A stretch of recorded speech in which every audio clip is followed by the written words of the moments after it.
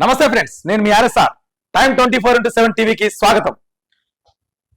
ఇప్పుడే వచ్చిన flash news. Revanth సర్కార్ కి సుప్రీంకోర్టులో ఎదురు దెబ్బ. ఏదైతే బీసీ రిజర్వేషన్ మీద జీవో నంబర్ 9 తీసుకొచ్చి ఎన్నికల నోటిఫికేషన్ ఇచ్చి కూడా స్థానిక సంస్థల ఎలక్షన్స్ లో 42% రిజర్వేషన్ మీద వెళ్దామని చెప్పేసి ఒక నోటిఫికేషన్ విడుదల చేసి రేవంత్ రెడ్డి సర్కార్ దాని మీద హైకోర్టుకు వెళ్ళినప్పుడు ఆ హైకోర్టులో జీవో నంబర్ 9 మీద పిటిషన్ మాధవరెడ్డి అనే క్యాండిడేట్ పిటిషన్ వేసిన తర్వాత అది రిజర్వేషన్ కూడా హైకోర్టు స్టే విధించింది. రిజర్వేషన్ మీద స్టే విధించింది. అదే విధంగా ఎలక్షన్స్ లోకల్ బాడీ ఎలక్షన్స్ మీద కూడా స్టే విధించింది. స్టే విధించిన తర్వాత తెలంగాణ గవర్నమెంట్ పొన్నం ప్రభాకర్ గారు ఇట్లా సుప్రీంకోర్టులోకి లీవ్ పిటిషన్ దాఖలు చేసిరు అనమాట. అదే లీవ్ పిటిషన్ ఈ రోజు విచారణకు తీసుకొచ్చిందో ఈ రోజు విచారణకు వచ్చింది. ఈ రోజు విచారణకు వచ్చినాక ఇంతకు ముందే ఫ్లాష్ న్యూస్ అది సుప్రీంకోర్టు కూడా తెలంగాణ గవర్నమెంట్ ఏదైతే లీవ్ పిటిషన్ అనేది సుప్రీంకోర్టులో వేసిందో దాన్ని ఈ రోజు కొట్టేయడం జరిగింది. అది ఏదున్నా సరే హైకోర్టులో తేల్చుకోవాలని చెప్పేసి కూడా ఒక మాట సుప్రీంకోర్టు చెప్పడం కూడా జరిగింది. అక్కడ ఎలక్షన్స్ లోకి వెళ్ళాలనుకుంటే మాత్రము 50% రిజర్వేషన్ లోపే వెళ్ళాలి.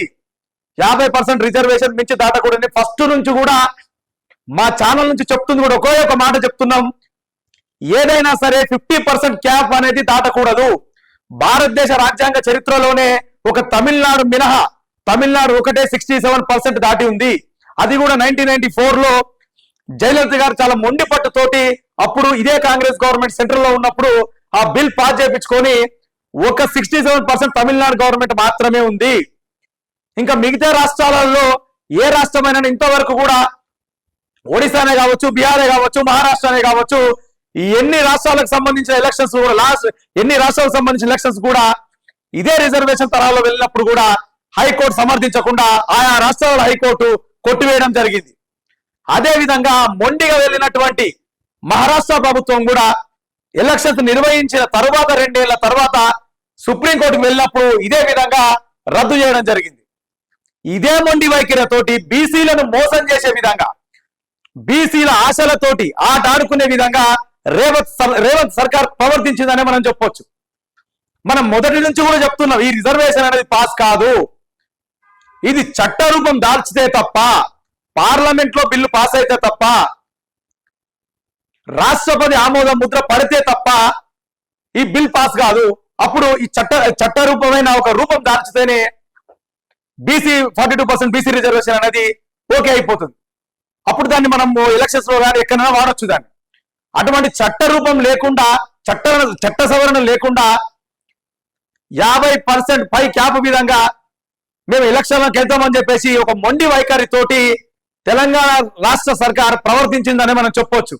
లాస్ట్కి వస్తే సుప్రీంకోర్టులో కూడా ఎదురు దెబ్బ కలిగిందని కూడా మనం గట్టిగా చెప్పొచ్చు. తదనంతరం ఇప్పుడే ఇంతకు ముందే 3 గంటలకి సెక్రటేరియట్ లో కూడా సీఎం గారిది క్యాబినెట్ మీటింగ్ ఉంది. ఆల్రెడీ సీఎం గారికి కూడా తెలుసు, మినిస్టర్లకు తెలుసు, కాంగ్రెస్ పార్టీ ఎమ్మెల్యేలకు కూడా తెలుసు, మేము బీసీలను ఖచ్చితంగా మేము చెప్పి మరి బీసీలను మేము మోసం చేస్తున్నాము అని వాళ్ళకు కూడా తెలుసు. అయినా కూడా బీసీలను మోసం చేయట్లో నంబర్ 1 అని చెప్పి కాంగ్రెస్ అని కూడా మనం చెప్పుకోవచ్చు. ఇది ఇప్పుడు జరుగుతున్న జూబ్లీహిల్స్ ఎలక్షన్సే కావచ్చు, దాని మీద ఎంతవరకు ఎఫెక్ట్ చూపిస్తుంది అనేది కూడా మనం చూడాల్సి వస్తుంది. అదేవిధంగా ఈరోజు క్యాబినెట్ మీటింగ్ లో ఈ స్థానిక సంస్థల ఎలక్షన్ గురించి పాత రిజర్వేషన్ పద్ధతి ద్వారానే వెళ్తారా లేదా ఇంకొంచెం ఏమన్నా టైం తీసుకుంటారా, లేకపోతే హైకోర్టులోనే సుప్రీంకోర్టు తేల్చుకోమన్నది కాబట్టి హైకోర్టులోనే ఏదన్నా పిటిషన్ వేసి తేల్చుకునే ప్రయత్నం చేస్తారనేది కూడా మనం వేచి చూడాల్సి వస్తుంది. షేర్ చేయండి, లైక్ చేయండి, సబ్స్క్రైబ్ చేయండి. మరిన్ని వీడియోల కోసం బెల్ సింబల్ పై క్లిక్ చేయండి.